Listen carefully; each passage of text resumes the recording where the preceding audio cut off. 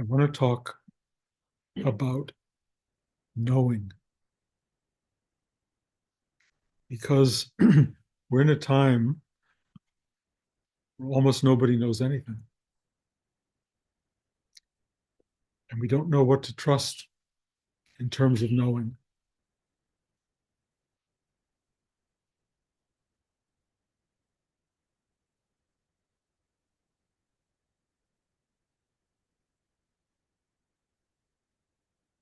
The easiest answer is to look to people around us and figure out what they know. But it's a really interesting moment in our culture, in our world, where nobody knows anything. We're looking at all the great uh, commentators on life as we know it, and they're going, I don't know. Where does this go? What's next? This is crazy. What's happening? This isn't good. But in terms of knowing, let's say, what to do, that's even more complicated. Because, first of all, you have to know. Doing follows knowing, it doesn't precede it. And if it does, you can get yourself in trouble. Trying to know, whatever that may mean to you, is central to the movement of your psyche through the unbelievable expression of reality that surrounds us and imbibes us with a sense of who we are, where we are, what this is about. And if you don't know, it's hard, it's troublesome, it's scary, fear arises. Now what? How do I move forward? Where do I go? Rudy had a bit of a formula for all of this, and many of you know it, some of you don't. It was called depth over time. Depth meant reaching in to the parts of you that begin to approach awareness, begin to approach knowing. And what you discover is before you know intellectually, before you know mentally or emotionally, there is something simpler and quieter. It's what Rudy would call a aha moment. Aha. It's not configured yet. It doesn't have a mental grasp. It's a quietude of simplicity that goes, oh. If you put it into words, it loses its centrality. It's a kind of simplicity of profound dimension. But he does talk about over time, effort over time. Time means that this is not something you do on the weekends or when I sign on to teach a class. It's not something you do when you're feeling bothered by life. It's a practice, and it's a practice that is regular and ongoing. Ideally, in the old days, for me anyway, it meant sitting every day and quote unquote meditating, going into the place of approach to and sometimes arrival at knowing. And that knowing was profoundly comforting and satisfying. It didn't translate into anything particularly, it just was there. It was like a grounding in the world. It was like, I get it. You don't, not that you cognate it, you just get it. You get this profound centrality of awareness. You know. Out of that knowing, often action can arise, choice can arise. What do I do with the knowing? But if doing doesn't arise, then don't do. Don't do anything, because when the knowing is fulfilling itself and directive, it will tell you what to do. We are at a moment in time where there's not a lot of directive about what to do.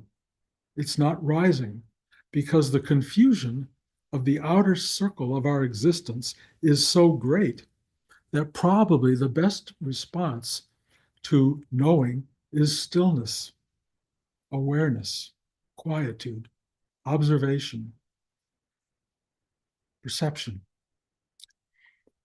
You may be guided into knowing what to do by various forces. They may be outside forces, people saying, come join us, do this, let's do that, let's try this, let's try that. You may be guided by fear. You may be guided by things you read years ago or just reading this week. Things may come up to tell you now this is what I do, and that's what I do, and that's where I go, and that's how I behave. I would say, wait a moment, sit down, depth over time, go deep, and find the knowing. If it leads to action, be inspired and take action. If it leads to more quietude and silence, stay quiet, stay silent. When the time comes to be directed into the doing, you will feel it arise and it will be so natural, so real, so powerful that you will go, of course, and you will go forward and act.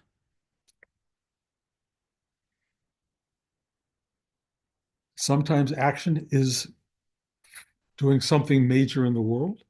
Sometimes, and I've talked about this before, it's pick up the phone and call someone you love and tell them that. Sometimes the action is go to the refrigerator, grab an apple, take one bite, and go, oh my God, this is amazing. This is beautiful. And it does something remarkable to your system. And something has guided you into nourishing yourself and feeling whole and feeling supported by life itself. And then, if from that you're told now that you have the energy from the apple, go out and join a group, go out and take action, write a letter, do something. It may tell you that. It may also tell you just enjoy the apple. The important thing right now is the guidance system that comes from knowing and having that be deep and not shallow. Because depth over time is the directive in human life. And if you are operating on shallow terms, if you are operating with the fear, the newscasts, the being told by everyone, do this, do that, even if you're following all of the, let's say, religious and spiritual directives that can come up online trying to guide you, be careful because there's so many simple statements and solutions to how to go forward here. You know, spring always follows winter. You know, great. We be told that spring always follows winter and you can feel like, okay, everything's going to be fine. But that's not the same as knowing. Knowing is different. Knowing is watching the first plant bloom outside your window and go, ah, nobody's telling you. It's not processed. It's not some spiritual dictum. It's just witnessing the truth. And then it's feeling the truth. And then it's knowing the truth. And if you can get to knowing, you will take the ride of human experience into the unknown because that's where we're all headed. We are all moving forward into the unknown and, in a way, the unknowable. The only certainty, we all know what the uncertainty is of the only certainty of life is, and that's the leaving of it all behind. That's a pretty big fact. And there's a certain value in knowing that. And most people I know don't know that. You know, they get to the end of their life and they go, why me? And you don't, what do you mean, why me? Of course it's you. It's you. It's all of us. There is a journey here. And that journey has a completion in the material sense. But knowing that hour by hour, day by day, minute by minute is profound. Knowing that this is a impermanent, temporary ride, and that the next moment may be nothing but a glass of water that tastes like the best glass of water you've ever had. There's something to that, guys. There's something real about that. But when there is the level of disruption in the world that we know, the world of truth and the world of lies and the world of drama and the world of transformational change and stupidity and all the things that are going on around us, it is not the best thing in the world for you to be going, woe is me, and what do I do? And this is horrible, and getting so you don't sleep and you don't function well. That's stupid. The work that you do to get past that, the equation is depth over time. Go deep, sit there and feel. One of the great experiences that has happened for me in 50 years or more of teaching this class, and I've been sitting almost every weekend and longer for a half a century. I have learned that I can enter into the psyche of another person for a moment, and I can go to a place where I know I have arrived at knowing. I know when I touch the core of any one of you, and I never ever leave you without touching that core, something in me goes, yep. And it is profound. And it is, I've talked about it before, like a great chord in a symphony. Boom. It happens with every single one of you. And if I didn't have the skill set of 50 years of meditative practice and teaching, I wouldn't know when that note was sounded. I wouldn't even know how to get to that note. But that note has a ringing truth to it that is inside and inspired by and connected to each of you. None of you and leave this class or leave this experience without the chord being struck. At the end of this class, my experience is what I have called a symphony. And it is almost as beautiful as Beethoven or Mozart. It is so satisfyingly complete because there comes a moment where I know you and where you let me in and you are known. And that knowing, that simplicity, that quietude would not happen if you did not allow it to happen. So, this thing I'm talking about, the abstract of going deep, finding your way into this depth and finding this place of knowing, is not that big an abstraction because it's happening to every one of you. And it may only happen for the moment that we connect. It may only happen for the moment that chime rings or the bell sounds, but it can go longer, it can go deeper, and it can be symphonic for you as well. Knowing is a place of honoring truth. Even when truth is disappearing all around you, it's not disappearing inside you. You are a mechanism that moves toward truth if you want to. And depth over time is the mechanism that gets you to that place of truth or knowing. Truth is a wonderful word for the experience of knowing. Truth is what radiates out of the experience of knowing. When you know, it aligns with this thing that goes, yeah, yeah. I can repeat the same thing, as you know, I'm good at that, over and over and over and over, because having it sink in enough is really essential. But all I'm really trying to get to is you, in a sense, are on your own. If you think that the commentators on the newscasts and in the newspapers and your best friends, et cetera, have the answers, God bless, I hope that's true. But I will tell you, more than likely, they don't. And if there are answers at all, and there's some question to that, answers meaning the question is clear enough and therefore there's an answer. If there is this obstruction of questions and you don't know even what to ask, knowing precedes that. You know before you even have a question. And knowing as a state of being or a state you can arrive at for a moment, at least to give you a kind of central calmness and well being, is real and possible. And you do it in spite of what everyone around you is trying to tell you. You just do it. And then when you find it, one, there's a gratitude for that. And two, you can emanate it. I would be careful about sharing it because your truth is not necessarily someone else's truth. Your sense of knowing is not necessarily someone else's ability to know.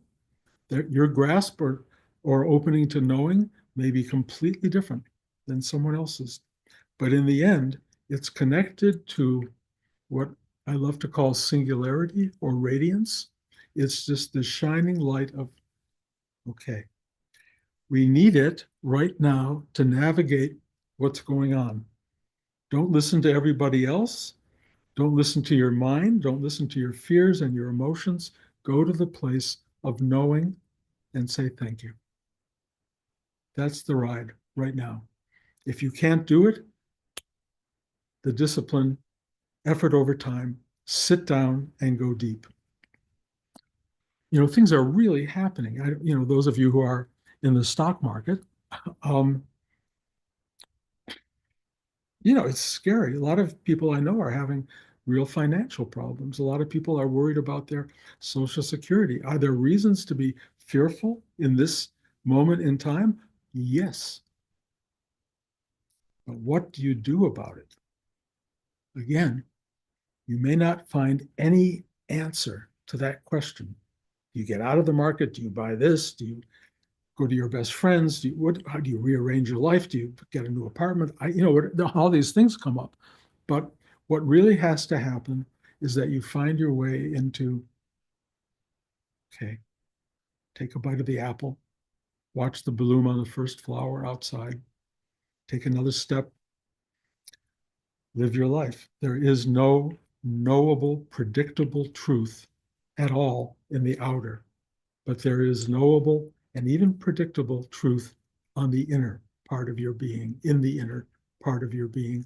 And that is sustaining, and it is a gift, and it can provide joy even in the most disruptive and awful times in your life.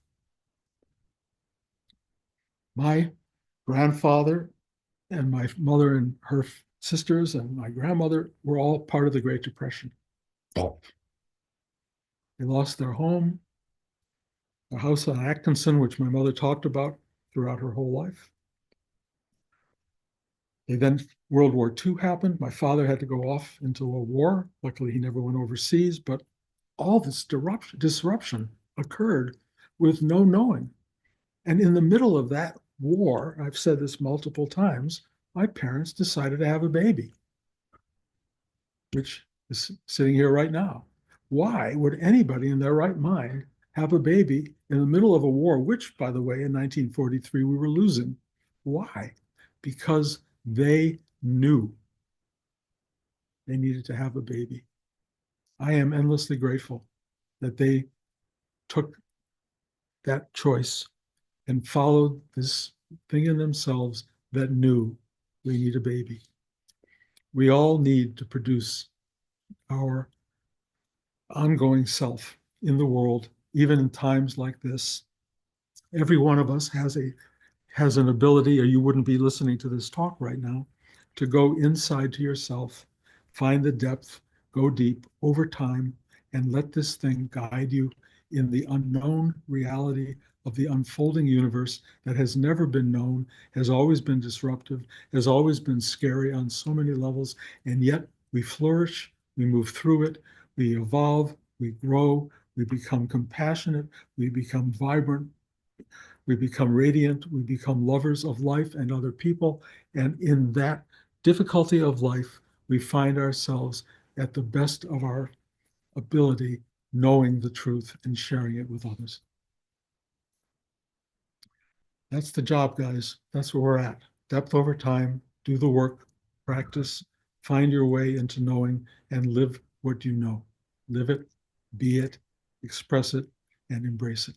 It'll be a great salvation for you all. The end. George. I just think this teaching impermanence because we all complacently think everything's going to go on the way it is. It never does. If you can hear that from George, he said he believes this time is a teaching in impermanence because we all believe everything will go on as it has been and it never does. Agree completely. Bruce, Yes. I believe Rudy is saying, bravo, Bruce. You know, Rudy has supported me in my whole life. And it's not always his voice, but it's the source that inspired him. And I believe it's a source that has found its way into me, but it is not it's nothing more than what I said. Depth over time. If you teach for 50 years, something starts to come out of that. That's all I can tell you. If you practice for your whole life, you will be a source of help to other people, maybe even a source of wisdom, or like you, Dale, a source of love and joy and comfort for many, many people around you in the world. That's what practice does. It allows us to move forward. And uh, so I'm grateful to Rudy, as you all know, because I wouldn't be here without him. But it is a very it's a moment where I'm grateful that I've spent all my years practicing because boy oh boy, this is the time where it all comes into play. Anybody else? I can't see you all, so you have to speak up or forever hold your tongue. Okay. I hope this all made sense. Um, we'll keep this going. I mean, it's an interesting moment because I think I've shared with you, Blanche and I are both tipping into dementia, real bad memory loss. And it's really strange. But the thing I'm learning is that because I've had all of these decades of meditative life, there's a witness to all this that is not demented. It's watching. It's really interesting. I am watching myself disappear, and I am not objecting to it. And if anything, what I'm watching disappear is everything that knew anything. And the thing that's remaining, it doesn't know a thing, but boy, it has a voice. And it's the voice that's speaking to us. So you're not hearing Bruce talking on any level. You're hearing this thing that witnessed Bruce, and it comes through and it will share with you as long as it can. And Blanche and I will continue this journey together as long as we can. I'll tell you another secret of that which is the amount of love and nostalgia that comes into a life of a marriage of 56 years is amazing. And losing each other, you don't lose anything. What you do is find each other. And it's really incredible. I'll leave that as our last word.